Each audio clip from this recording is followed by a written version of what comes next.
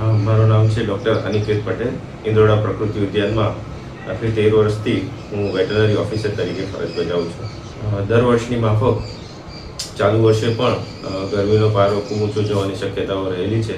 તેના અનુસંધાને વિવિધ વન્યજીવો જે છે એમાં ખાસ કરીને વાઘ, સિંહ અને દીપડા જે માંસાહારી અને એ લોકોના ખોરાકના કારણે ગરમી વધારે લાગે એ પ્રકારના જે માંસાહારી વન્યજીવો છે તેના માટે ખાસ કરીને નાઇટ શેલ્ટરની અંદર એર કુલર્સની વ્યવસ્થા કરવામાં આવેલી છે. એર કુલર્સ જે છે એ બપોરના સમય દરમિયાન ચાલુ રાખી અને વધારે પડતી ગરમીના કલાકોમાં પ્રાણીને અંદર લઈ અને હીટ સ્ટ્રોક ન લાગે એના માટેના પ્રયત્નો કરવામાં આવશે. આ ઉપરાંત એના જે વન્યજીવોના ઇન્ફ્રાસ્ટ્રક્ચર છે, એને રહેવાના આવાસ છે, એ આવાસની અંદર જ સ્પ્રિંકલર્સ ગોઠવવામાં આવેલા છે અને એ ગોઠવેલ સ્પ્રિંકલર્સ છે સતત તેના દ્વારા પાણીનો છંટકાવ કરી અને આસપાસનું વાતાવરણ જે છે એ ઠંડુ રાખવાનો પ્રયત્ન કરવામાં આવે છે.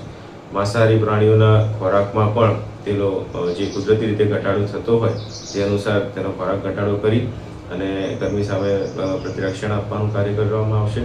આ સિવાય સરીસૃપ જેવા વન્યજીવો જે છે એ સરીસૃપોમાં પણ ખસના પડદા લગાડી અને આવાસમાં ખસના પડદા લગાવી અને સતત તેના ઉપર પાણીનો છંટકાવ કરીએ, જેનાથી આસપાસના વાતાવરણ જે છે એમાં 2 થી લઈને 4 ડિગ્રી જેટલો તફાવત લાવી શકાય, ઘટાડી શકાય અને વન્યજીવોને જે છે તે કમ્ફર્ટેબલ એન્વાયરમેન્ટ આપી શકાય.